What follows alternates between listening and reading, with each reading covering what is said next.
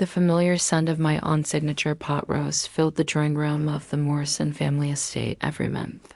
Like clockwork, the entire extended family gathered here for dinner at tradition that felt more like torture than togetherness. I adjusted. My simple black dress feeling distinctly out of place among the designer labels. And flashy jewelry that adorned my relative Sophie. You actually came my cousin Elizabeth's, voice dripped with fake enthusiasm as she air kissed my cheek-sheer Cartier bracelet. Clinking it against their wine glass, a not-so-subtle reminder of her success, I forced a polite smile. Wouldn't miss it. Liz, the Morrison family dinners had become a monthly showcase of achievements promotions, an acquisitions a parade of success where everyone had competed. To prove they were living up to the family name, everyone except me Brentley still working at that little financial firm uncle. James called out from across the room, not bothering to look up from his phone. He was the patriarch now after my grandfather passed. Away 5 years ago, the family real estate empire Morrison. Properties had tripled under his leadership, a fact I never failed to mention. Actually, I started my own consulting company. I say taking a seat at the massive oak dining table, Elizabeth laughed, the sound sharp and dismissive. "Oh, right. Your private practice, how's that going Mackingans meet before?" I could respond. My cousin Michael chimed in, "Hey, at least just try not. Everyone can be as successful as the rest of us." The rest of family chuckled. I took a long sip of water, letting the condensation from the glass cool my burning cheeks. They unlicked me 8 years ago. I'd walked away from a prestigious position at Morrison Properties. Uncle James had offered me a safe career path, started middle management to follow orders, and maybe in 20 years, I'd have a shot at a director position, the same path my cousins had happily accepted. "You're making a huge mistake, Uncle," James had warned. "One iron sign, nobody leaves Morrison Properties. This family built an empire be sticking together, but I'd seen how they built that empire. Aggressive acquisitions, predatory lending practice forcing small businesses out of their properties. The Morrison way of doing business left a trail of destroyed lives behind its impressive profit margins. So I left, started from scratch, spent years building something different. Sophie's just different," my mother explained allegorically to anyone who asked. She'd never forgiven me for walking away from family business. In her eyes, I'd chosen failure over loyalty, and Patricia emerged from the kitchen carrying her famous pot roast. "Everyone take your seats, dinner's ready." I found myself wedged between Elizabeth and her husband Brad, a corporate lawyer, Hall of talking about his latest luxury car purchases. Across from me, Michael and his wife Diana showcased matching Rolex watches, wedding gifts from Uncle Jamiso. Elizabeth turned to me as the food was served. "Tell us about this consulting business of yours. Any big clients?"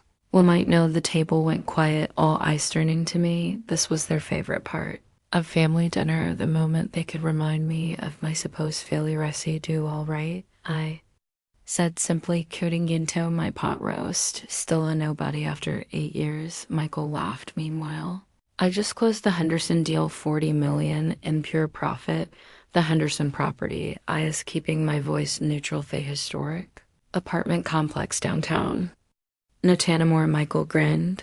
"We're demolishing it next month. Luxury condo, sorry, the future. Those old tenants we're paying way below market value anyway. 300 families live there." I said quietly. Uncle James waved his hand. Dismissive alabosny is business. "Sophie, this is why I'll never succeed. You're too soft, too concerned about strangers. Instead of family speaking of family."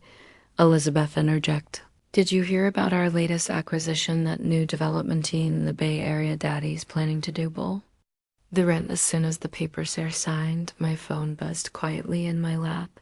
A text from Sarah, my assistant agent, Morrison Properties. "Loan application ready for review. Their primary lender backed out. They need approval by tomorrow or the Bay Area deal falls through." I suppressed a smell remembering the meetings I'd had last week with their former lender. Amazing how quickly things could change. When Sachane facts came to light, still driving that old Honda Sophie. Brad asked it smirking.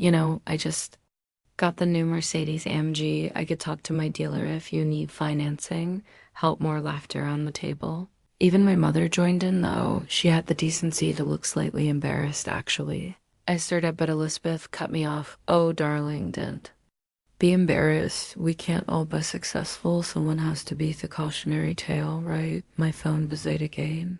This time it was a call the table full silent as my ringtone. Cut through their laughter. Sorry, I should take this, he said. Standing up, it's about a loan approval. Elizabeth rolled her eyes. What, for your Honda payments? I answered that phone, putting it on speaker. Yes, Sarah, miss. Blackwood, sorry to interrupt your dinner, but we need your decision on the Morrison Properties loan application. It's for the Bay Area acquisition, $50 million total, their financial statement show. Some concerning patterns, and given their history of predatory practices, the color drained from Uncle James's facey. Elizabeth's fork clattered against her plate. Did you say Blackwood? Michael stammered, as in Blackwood Financial Group. I smiled, finally letting my carefully maintained mask slip. Hiskison, as in the largest private lending firm on the West Coast. The one that just bought out your primary lender, the one that now holds the majority of Morrison Properties debt. The silence that fell over the dining room was deafening. That's impossible, Uncle. James whispered. Blackwood is run by S.J. Blackwood. I've been trying to get a meeting with them for months. As A. Blackwood, I said quietly. Sophie Jane Blackwood, the nobody you've been mocking for 8 years. Elizabeth's perfect make couldn't hide her shock. Michael looked like he might faint. My mother Shan trembled as she reached for her wine glass. But this wasn't just about revenge. This was about justice, about finally having the power to change how Morrison family did business.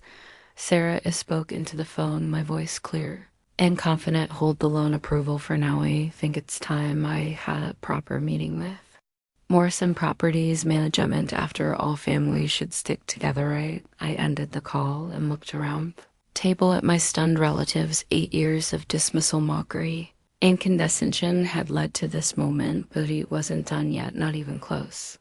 Their all shock would come tomorrow when they learned exactly what kind of Genghis their precious empire was about to undergo. Sometimes success isn't about making the most money or closing the biggest deals. Sometimes it's about building something meaningful, something that can force change even in the most resistant places, and sometimes just a scone served with a side of pot roast. Morrison Properties headquarters looked different from the outside. 8 years ago, I'd walked out of these glass doors vowing never to return. Now I stood in the marble lobby as owner of the company that held their fate in its hands. Miss Blackwood, the receptionist, greeted me with a nervous smile. News travels fast in the business world, and yesterday's family dinner revelation had already made the rounds. Mr. Morrison and the board are waiting for you. I straightened my blazer and headed for the elevator. Sarah walking beside me with an iPad full of documents that will change everything. Their financial cords are worse than we thought, Sarah murmured as we ascended. They've been hiding losses, manipulating tenant contracts, and there's evidence of systematic harassment of low-income residents, just like old times. I replied, remembering why I left in the first place. The boardroom doors opened to reveal a very different scene from our monthly family dinners.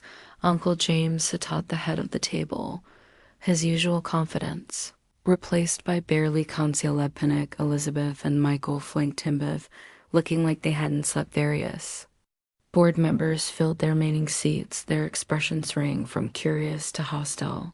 Sophie, Uncle James stood forcing a smile. Or sold, I say, Miss Blackwood, quite a surprise you gave us last night. Let's skip the pleasantries, I said.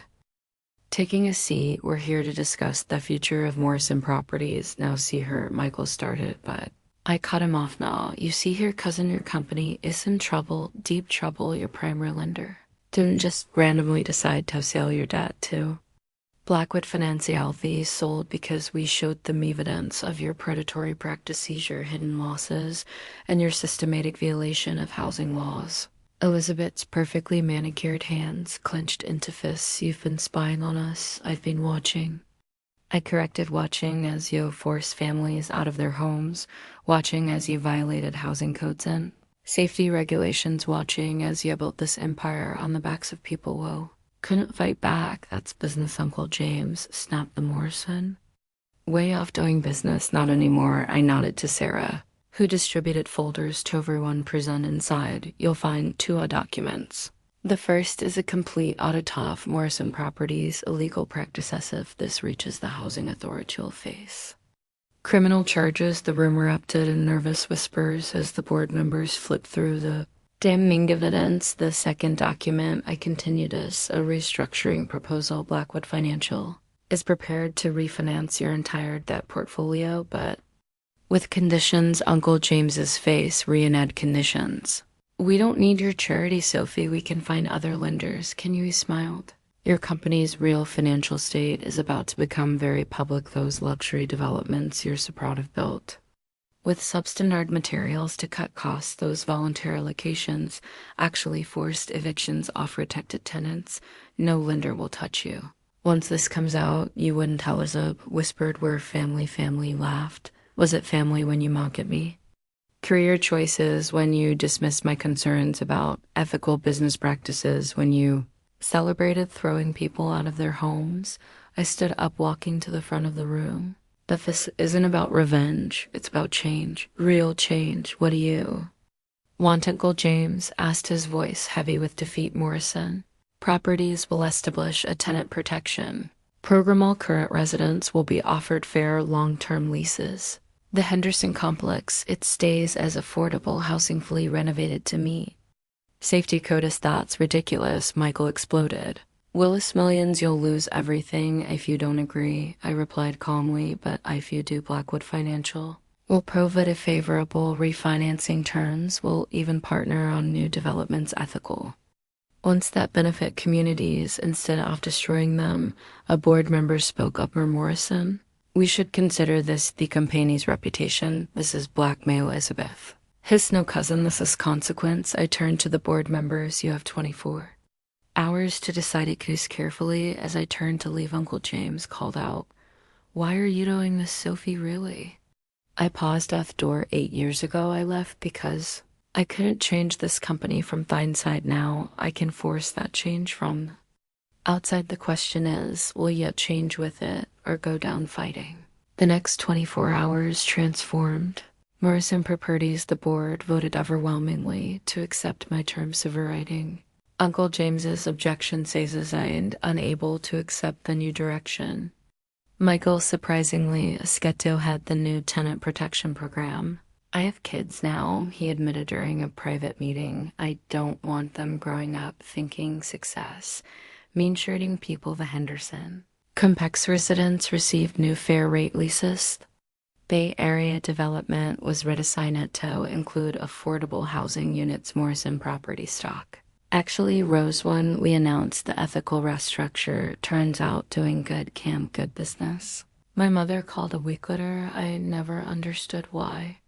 You left, she said quietly.